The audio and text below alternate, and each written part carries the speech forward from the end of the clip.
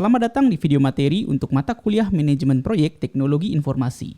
Mari kita lanjutkan pembahasan untuk mata kuliah ini.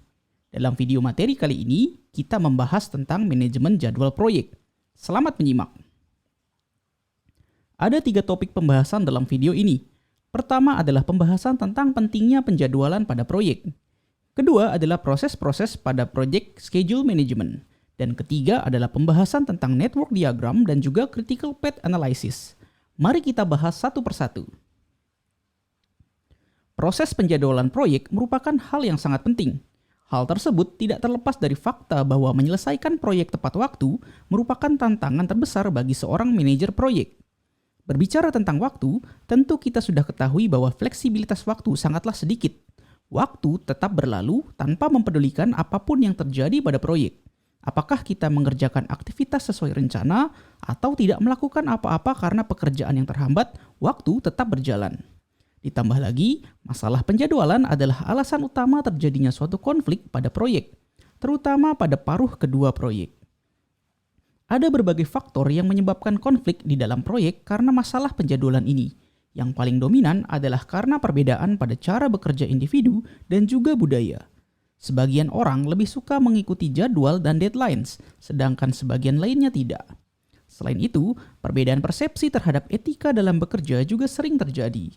Dan seperti yang kita ketahui, setiap negara memiliki budaya kerja masing-masing. Ini berpotensi menimbulkan masalah, terutama di lingkungan proyek global. Di dalam manajemen jadwal proyek terdapat 6 proses yang perlu kita lakukan. Gambar ini merangkum proses-proses tersebut. Seperti yang kita lihat pada gambar, proses-proses di dalam manajemen jadwal adalah 1. Perencanaan manajemen jadwal, 2. adalah pendefinisian aktivitas, 3. adalah pengurutan aktivitas, 4. adalah membuat estimasi durasi aktivitas, 5. adalah pembuatan jadwal, dan 6. adalah pengendalian jadwal. Mari kita bahas lebih dalam masing-masing proses tersebut. Proses yang pertama adalah perencanaan manajemen jadwal. Ini merupakan proses pembentukan kebijakan, prosedur, dan dokumentasi untuk perencanaan, pengembangan, pengelolaan, pelaksanaan, dan pengendalian jadwal proyek. Luaran dari proses ini adalah rencana manajemen jadwal yang memberikan pedoman bagaimana jadwal proyek kita kelola. Perhatikan gambar berikut. Ini adalah model proses perencanaan manajemen jadwal berdasarkan input, teknik, dan output yang ada di dalamnya. Untuk menjalankan proses perencanaan manajemen jadwal ini, kita sudah harus tahu terlebih dahulu rencana manajemen ruang lingkup dan juga pendekatan pengembangan yang akan kita lakukan. Di dalam proses ini, tim proyek melakukan rapat untuk membuat rencana manajemen jadwal menggunakan penilaian pakar dan juga berbagai teknik analisis. Sama halnya dengan rencana manajemen ruang lingkup yang sudah pernah kita bahas, rencana manajemen jadwal juga dapat disajikan secara informal dan umum ataupun secara formal dan detail. Semua tergantung dari kebutuhan proyeknya. Rencana manajemen jadwal itu sendiri memuat informasi-informasi sebagai berikut. Pertama, informasi tentang pengembangan model jadwal proyek. Kedua, tingkat akurasi dan satuan ukuran yang digunakan. Ketiga adalah ambang batas kontrol atau threshold. Keempat adalah aturan pengukuran kinerja. Kelima adalah format pelaporan. Dan keenam adalah deskripsi setiap prosesnya. Kita lanjutkan pada proses yang kedua, yaitu pendefinisian aktivitas. Ini adalah proses pengidentifikasi dan mendokumentasikan aktivitas yang harus dilakukan untuk menghasilkan produk proyek. Ringkasan input, teknik, serta output untuk proses ini dapat dilihat pada gambar. Rencana manajemen jadwal yang dihasilkan pada proses sebelumnya menjadi input di dalam proses ini. Berbagai teknik dan tools dapat digunakan seperti penilaian pakar, dekomposisi aktivitas, hingga rapat. Dari proses ini dihasilkan luaran penting berupa daftar aktivitas proyek beserta atributnya, dan juga milestone-nya. Sebelum mendefinisikannya, tentu kita harus pahami dahulu makna aktivitas dalam konteks proyek. Aktivitas atau tugas adalah elemen pekerjaan yang biasanya ditemukan pada Work Breakdown Structure atau WBS, yang memiliki durasi, biaya, dan kebutuhan sumber daya yang diharapkan. Pendefinisian aktivitas melibatkan pengembangan WBS yang lebih rinci untuk memahami semua pekerjaan yang harus dilakukan. Dengan demikian, kita dapat membuat perkiraan biaya dan juga durasi yang realistis. Ingat kembali bahwa membuat WBS merupakan proses yang berada dalam area pengetahuan manajemen lingkup, dan proses ini mendetailkan WBS tersebut. Tahapan ideal untuk proses ini diawali dengan tim proyek dan stakeholders kunci menentukan ruang lingkup proyek, lalu waktu atau jadwal proyek, dan kemudian biaya proyeknya. Urutan ini sekaligus mencerminkan urutan dasar proses dalam manajemen jadwal proyek. Satu hal yang perlu kita pahami, tujuan proses pendefinisian aktivitas adalah untuk memastikan tim proyek benar-benar memahami semua pekerjaan yang harus dilakukan sebagai bagian dari lingkup proyek tentunya. Dengan demikian, mereka dapat mulai menjadwalkan pekerjaannya. Dua hal yang disertakan sebagai luaran dari proses ini adalah daftar aktivitas dan juga milestone. Daftar aktivitas memuat aktivitas-aktivitas yang perlu dimasukkan ke dalam proyek. Biasanya disajikan dalam bentuk tabel dan berisi informasi nama aktivitasnya, pengidentifikasi aktivitasnya seperti ID atau nomor, dan deskripsi singkat dari aktivitasnya. Setiap aktivitas juga memiliki atribut yang menyediakan informasi tambahan, seperti aktivitas sebelumnya atau setelahnya, hubungan logis, sumber daya yang dibutuhkan, batasan, tanggal pelaksanaan, dan asumsi-asumsi yang terkait. Sementara itu, milestone atau tonggak pencapaian dalam sebuah proyek merupakan peristiwa penting yang biasanya tidak memiliki durasi waktu. Seringkali membutuhkan beberapa aktivitas dan banyak pekerjaan untuk mencapai sebuah milestone. Milestone adalah hal yang penting karena dapat digunakan untuk menetapkan target waktu dan juga memantau kemajuan proyek. Proses yang ketiga dalam manajemen jadwal proyek adalah pengurutan atau sequencing aktivitas. Mengurutkan aktivitas pada dasarnya adalah proses untuk mengidentifikasi dan mendokumentasikan hubungan antar aktivitas proyek. Proses ini mendefinisikan urutan logis dari pekerjaan-pekerjaan proyek yang dianggap paling efektif dan efisien. Perhatikan gambar untuk melihat ringkasan proses pengurutan aktivitas ini. Untuk mengurutan aktivitas, tentu kita harus sudah mengetahui terlebih dahulu apa saja aktivitasnya. Inilah yang menjadi input utama untuk proses ini. Sedangkan target luarannya adalah network diagram untuk jadwal proyek.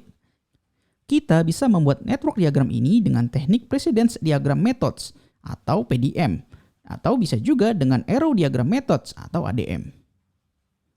Proses pengurutan aktivitas melibatkan kegiatan meninjau dan menentukan dependensi. Sebuah dependensi atau relationship merujuk pada urutan kegiatan atau tugas di dalam proyek. Dependensi merupakan hal yang harus ditentukan jika kita ingin menggunakan teknik critical path analysis. Dependensi memiliki beberapa tipe.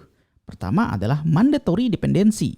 Tipe ini melekat pada sifat alami dari pekerjaan yang dilakukan dalam sebuah proyek. Misalnya, pengujian kode program tidak bisa dilakukan jika kodenya belum ditulis. Yang kedua adalah discretionary dependency. Tipe ini ditentukan oleh tim proyek. Misalnya melakukan perancangan software hanya jika requirements-nya sudah lengkap. Selanjutnya adalah external dependency. Tipe ini melibatkan kegiatan proyek dan non-proyek yang saling berhubungan. Misalnya, menginstal operating system bisa dilakukan jika pengiriman hardware oleh vendor sudah selesai. Selanjutnya adalah internal dependency. Tipe ini melibatkan kegiatan di internal proyek yang saling berhubungan. Misalnya, jika tim mengembangkan software, mereka bisa membuat dependensi seperti melakukan unit testing sebelum melakukan sistem testing. Solbe dalam bukunya menjelaskan tentang dependensi tugas dan juga tipe-tipenya. Menurutnya, dependensi dalam konteks ini merupakan hubungan alami di antara dua tugas yang saling terkait. Kita menghubungkan satu tugas dengan tugas lainnya di dalam proyek dengan menentukan waktu mulai dan waktu selesainya. Ada 4 tipe dependensi tugas. Pertama adalah finish to start atau FS. Jika ada 2 tugas, yaitu tugas A dan B, maka menurut dependensi FS ini, tugas B tidak bisa dimulai sebelum tugas A selesai dilakukan. Yang kedua adalah start to start atau SS. Ini terjadi jika tugas B tidak bisa dimulai sebelum tugas A dimulai. Bedanya dengan sebelumnya adalah tugas B tidak perlu menunggu tugas A selesai dahulu. Yang ketiga adalah finish to finish. Jika dependensi ini, maka tugas B tidak bisa selesai sebelum tugas A selesai. Dan yang keempat adalah dependensi start to finish. Pada kondisi ini, tugas B tidak bisa selesai sebelum tugas A dimulai. Memperhatikan dependensi tugas ini sangat penting untuk menentukan teknik diagram jaringan apa yang akan kita gunakan. Network diagram atau diagram jaringan adalah teknik yang biasa digunakan untuk menunjukkan urutan aktivitas. Network diagram ini merupakan tampilan skema dari hubungan logis di antara aktivitas proyek atau urutannya. Ada dua teknik network diagram yang umum digunakan, yaitu Arrow Diagramming Methods atau ADM dan juga Precedence Diagramming Methods atau PDM. ADM biasa disebut juga dengan Diagram Activity on Arrow atau AOA Network. Sesuai namanya, aktivitas direpresentasikan oleh tanda panah. Nodes atau lingkaran merupakan titik awal dan akhir dari suatu aktivitas. Jenis network diagram ini memiliki kelemahan hanya dapat menunjukkan dependensi finish to finish atau FS. Namun demikian cenderung mudah untuk dibuat. Sementara itu, aktivitas pada PDM direpresentasikan oleh kotak atau box. Berbeda dengan ADM, pada PDM tanda panah menunjukkan hubungan antar aktivitasnya. Teknik ini cenderung lebih populer dibandingkan dengan ADM dan umum digunakan oleh project management software. Kelebihan utamanya adalah lebih baik dalam menunjukkan berbagai dependensi dibandingkan dengan ADM. Gambar berikut merupakan contoh diagram jaringan Activity on Arrow untuk proyek X. Cara membacanya adalah dengan memulai dari node atau lingkaran yang memiliki nomor terkecil, yaitu 1. Node ini adalah node awal atau titik mulai suatu aktivitas proyek. Jika kita lihat pada gambar, ada 3 aktivitas yang dimulai pada node 1 ini, yaitu aktivitas A, B, dan C. Angka yang menyertai aktivitas di dalam diagram ini menunjukkan durasinya. Jadi kita bisa baca bahwa aktivitas A memiliki durasi 1 hari, aktivitas B durasinya adalah 2 hari, dan aktivitas C berdurasi 3 hari. Untuk menemukan aktivitas yang terkait, kita dapat melihat pada node yang ada. Misalnya pada node 2, kita lihat ada aktivitas A yang masuk dan aktivitas D yang keluar. Ini berarti aktivitas D baru bisa dimulai apabila aktivitas A sudah selesai. Seperti itu seterusnya cara membaca diagram jaringan AOA ini, hingga sampai pada node terakhir yaitu node ke-8. Sekarang mari kita lihat bagaimana jika rangkaian aktivitas tadi dibuat dalam bentuk PDM network diagram. Perhatikan gambar ini. Ini adalah diagram jaringan untuk aktivitas yang sama dalam proyek X. Berbeda dengan diagram AOA sebelumnya, pada PDM aktivitas dapat dilihat pada kotak-kotak yang ada. Di dalam kotak tersebut, kita bisa temukan atribut aktivitasnya. PDM memang lebih rinci dibandingkan dengan AOA diagram. Konsekuensinya adalah sedikit lebih sulit dan membutuhkan waktu yang lebih lama untuk membuatnya. Namun, informasinya lebih lengkap dibandingkan dengan AOA diagram. Pemilihan network diagram mana yang ingin digunakan, baik apakah itu AOA atau PDM, ditentukan oleh kebutuhan proyeknya. Mari kita pelajari proses membuat Activity on Arrow Network Diagram. Diagram ini sangat sederhana dan mudah untuk dibuat. Caranya pertama, kita temukan dahulu semua aktivitas yang dimulai pada node 1. Gambarkan node akhir untuk aktivitas tersebut, misalkan node 2. Kemudian tambahkan panah dari node 1 ke node 2 tersebut. Jangan lupa untuk memberikan huruf atau nama untuk aktivitas dan juga estimasi durasi waktu pada panah yang terkait. Itu adalah inti bagaimana AOA dibuat. Kemudian, lanjutkan menggambar diagram dari kiri ke kanan. Temukan burst dan merge. Burst muncul apabila dari satu node keluar 2 atau lebih aktivitas. Sedangkan merge terjadi jika ada 2 aktivitas atau lebih yang menuju atau masuk ke satu node. Terus lanjutkan menggambar diagram hingga semua aktivitas sudah ditambahkan ke dalamnya. Jika sudah semua aktivitas dimasukkan, maka prosesnya selesai. Kurang lebih seperti itulah cara membuat AOA network diagram. Sebagai rule of thumb, semua panah harus menghadap ke kanan dan tidak boleh ada panah yang bersilangan. Proses selanjutnya adalah membuat estimasi durasi aktivitas. Sesuai namanya, ini merupakan proses melakukan estimasi jumlah periode kerja yang diperlukan untuk menyelesaikan aktivitas individu dengan perkiraan sumber daya yang dibutuhkan. Tujuan dari proses ini adalah menyediakan waktu yang cukup untuk setiap aktivitas agar dapat selesai sesuai dengan harapan. Gambar berikut menunjukkan model proses estimasi durasi aktivitas. Proses ini seperti yang terlihat pada gambar bisa melibatkan berbagai teknik estimasi. Target luarannya tentu saja adalah estimasi durasi untuk semua aktivitas proyek. Sebelum memperkirakan durasi aktivitas, kita harus memiliki gambaran yang baik tentang jumlah dan jenis sumber daya yang akan ditetapkan untuk setiap aktivitasnya. Sumber daya ini mencakup orang, peralatan, dan juga bahan. Saat membuat estimasi sumber daya, kita perlu mempertimbangkan isu-isu penting seperti misalnya seberapa sulit untuk melakukan aktivitas tertentu pada proyek ini. Lalu bagaimana pengalaman organisasi dalam melakukan aktivitas yang mirip atau serupa? Lalu apakah sumber daya yang dibutuhkan ini tersedia? Perlu dipahami bahwa durasi mencakup waktu aktual untuk menjalankan aktivitas ditambahkan dengan waktu yang telah berlalu. Perlu dibedakan dengan effort, yaitu jumlah hari atau jam kerja yang diperlukan untuk menyelesaikan suatu tugas. Satu teknik yang bisa digunakan untuk menentukan estimasi waktu adalah 3-point estimate. Teknik ini membuat estimasi dengan melibatkan estimasi optimistik, pesimistik, dan most likely. Optimistik merupakan perkiraan waktu jika tidak ada hambatan yang terjadi dalam pelaksanaannya. Sementara itu, estimasi pesimistik merupakan estimasi waktu jika hambatan terburuk terjadi, dan most likely menunjukkan estimasi durasi pada kondisi yang seimbang. 3-point estimate ini digunakan pada analisis PERT yang akan kita bahas di akhir video materi ini. Proses yang kelima adalah pembuatan jadwal. Proses ini merupakan inti dari manajemen jadwal proyek.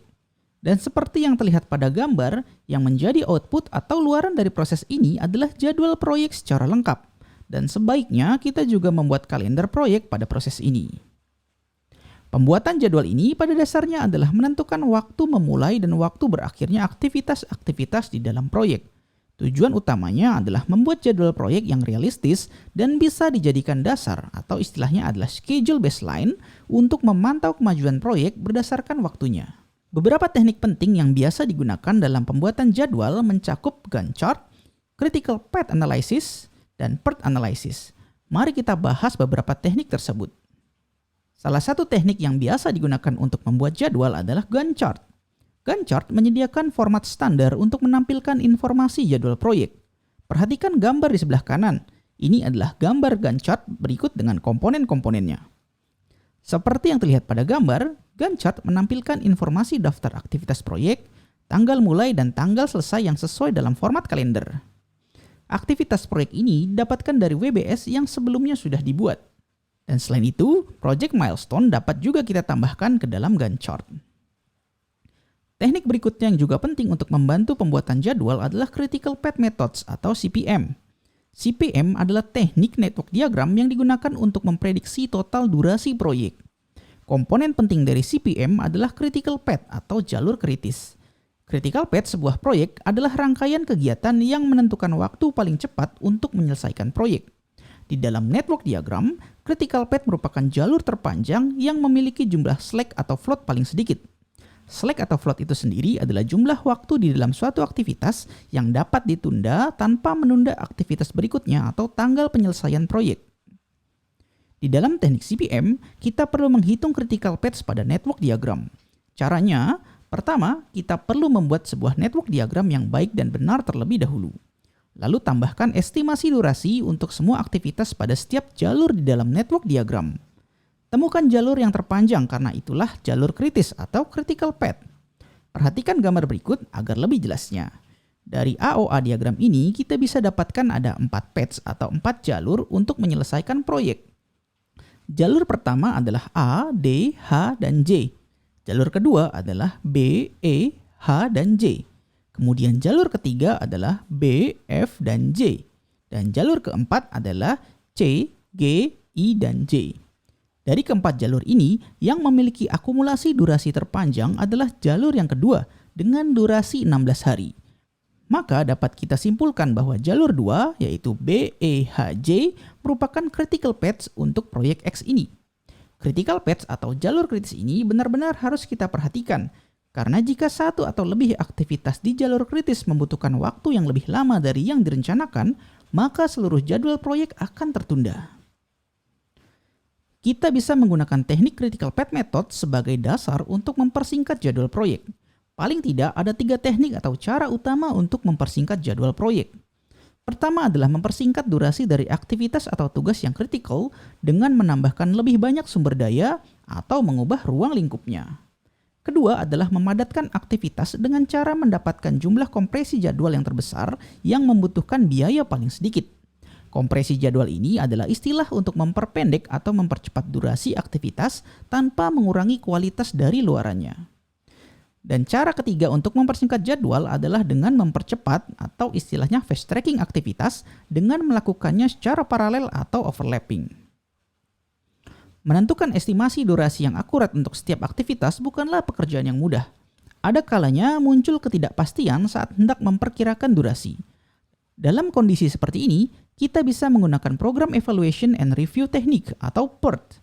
PERT adalah sebuah teknik analisis jaringan yang digunakan untuk memperkirakan durasi proyek ketika terdapat ketidakpastian pada perkiraan durasi aktivitas individu. PERT menggunakan estimasi waktu probabilistik, yaitu dengan memperhitungkan kemungkinan-kemungkinan yang bisa terjadi. Durasi dihitung berdasarkan estimasi optimistik, pesimistik, dan most likely. Ingat, kita sudah membahasnya tadi, ini disebut dengan 3-point estimate. Rumus untuk menentukan durasi dengan teknik PERT adalah sebagai berikut. Kita jumlahkan waktu optimistik dengan 4 kali waktu most likely, dan ditambahkan juga dengan waktu pesimistik. Jika semuanya sudah dijumlahkan, maka kemudian kita bagi dengan 6. Dan dari sana kita dapatkan hasil estimasi untuk sebuah aktivitas proyek. Menghitung estimasi dengan PERT ini dianggap lebih baik karena pada kenyataannya hambatan tak terduga sering muncul di tengah proyek dan teknik ini sudah memperhitungkan kondisi tersebut. Proses yang terakhir adalah pengendalian jadwal. Ini merupakan proses pemantauan status proyek untuk memperbarui jadwal proyek dan juga untuk mengelola perubahan jadwal apabila terjadi. Gambar berikut adalah model proses pengendalian jadwal. Semua luaran dari proses lainnya di dalam manajemen jadwal proyek menjadi input pada proses ini, dan luaran yang dihasilkan adalah laporan kinerja pekerjaan, prakiraan jadwal, dan pembaruan rencana manajemen proyek jika terjadi perubahan. Pada intinya, tujuan dari proses ini adalah untuk mengetahui status jadwal, mempengaruhi faktor-faktor penyebab perubahan jadwal, menentukan perubahan jadwal, dan mengelola perubahan ketika terjadi. Ketika menjalankan proses pengendalian jadwal, sebaiknya kita melakukan reality check pada jadwal. Selain itu juga kita perlu pastikan bahwa jadwal realistis dan bisa diikuti.